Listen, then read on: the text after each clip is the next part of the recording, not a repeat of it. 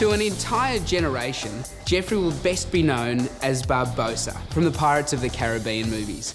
To others, he's one of Australia's greatest living theatrical actors. His ability to create and then inhabit a character is second to none, allowing audiences to completely lose themselves in his performance.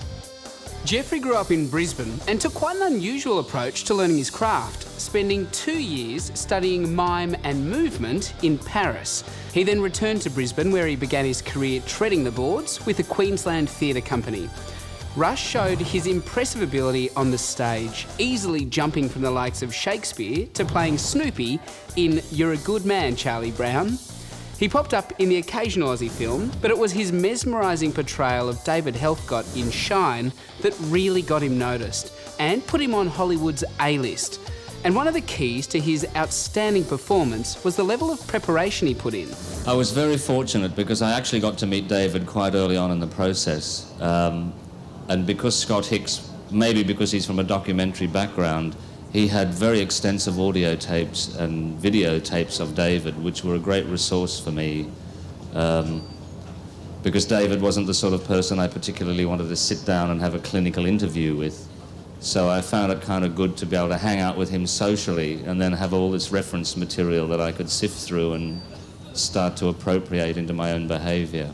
I really approached the filming like I was in a play. I said to Scott, the director, I want to, on the days we film these big raves, feel like I'm in the theatre and we're in the third week of the run. There was a sense of improv, I suppose, before the final shooting script, but pretty much from the final draft into the shooting script, I then had some input because I'd listened to all of these audio tapes of interviews with David and had typed out, like I'd put in a little earpiece and typed out every repetition, every overlap, every kind of broken thought, just to see what it looked like as text. And I said to the writer, can we look at the script and let me free it up so I can just maybe put a few, I won't add any more time to your film, but I want to get these repetitions just as a process for me to sort of get the feel of what I'm hearing the real David say. And he said, oh, absolutely, I'd love you to do that.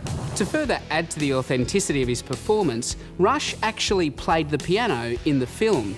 He learned as a child and took lessons to brush up on his skills for the film. And all that hard work definitely paid off. Not only was Rush suddenly a household name, he also won an Academy Award.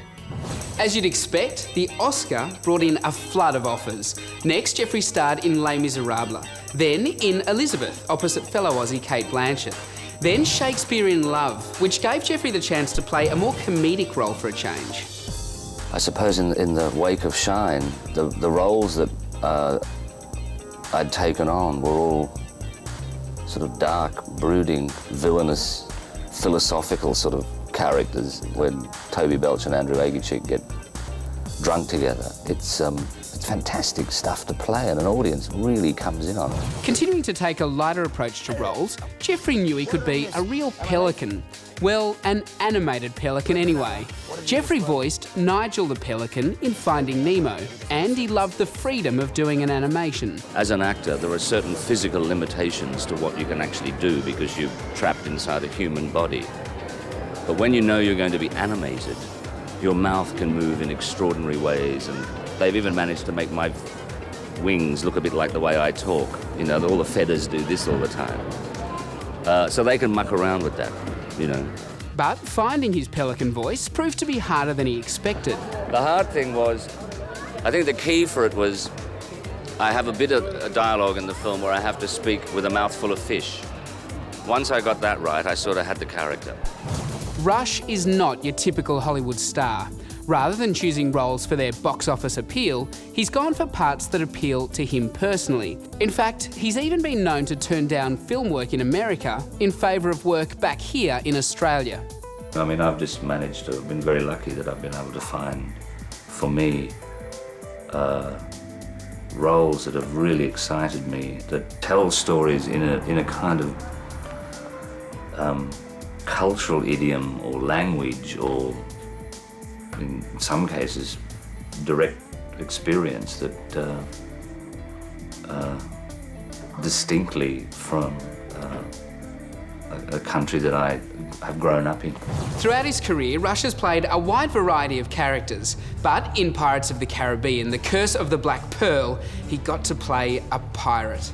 He clearly had a lot of fun playing the dastardly Captain Barbossa, but when he was first offered the role, what did he think about the fact that it was based on a ride at Disneyland? It never worried me that the first project was presumably based on a theme park ride, because I knew that they were looking at the period of history that the theme park ride was based on, and I thought this is a really good genre, you know, to work from. But I did have a very rare experience of having a director write me a really generous, beautiful letter saying, "Dear Jeffrey, I've admired your work in such and such and such and such, and I'm very interested in having an actor of your, you know, capabilities playing the villain in this pirate film, because I think you'll approach it with not dismissing it as a sort of fill-in summer popcorn doddle." And he said, "I like it when a character can have this sort of duplicity where you think you're watching one thing but something else is going on underneath." And he said, "I think that's possible to do that with Barbossa." So I thought, wow, I'm dealing with somebody who's sort of film literate and kind of, you know, interested in performance and stuff. So I leapt at it because I thought this is... and at that stage, the mad combination of Johnny Depp in a Jerry Bruckheimer-produced film with this screenplay and this really smart director, I thought this is going to be good. Certainly good to make. What happens then, you never know, you know. So the stage was set. A strong script, a crack creative team, and a star-studded cast. But even so, boys will be boys. There was something exciting about smashing at each other with very, very sharp blades in a very skilled and dangerous way. And the good news for you Pirates fans is that Rush is returning as Captain Barbossa in the next instalment, Pirates of the Caribbean on Stranger Tides. Arr! Okay, so obviously the R is not in the title. Stay tuned to Star Picks for all the movies you know and the actors you love. Broadcast in glorious high definition with 5.1 surround sound where available. For more of the best in entertainment news, check out your Movie Network channels. It's altogether better, on screen and at mnc.tv.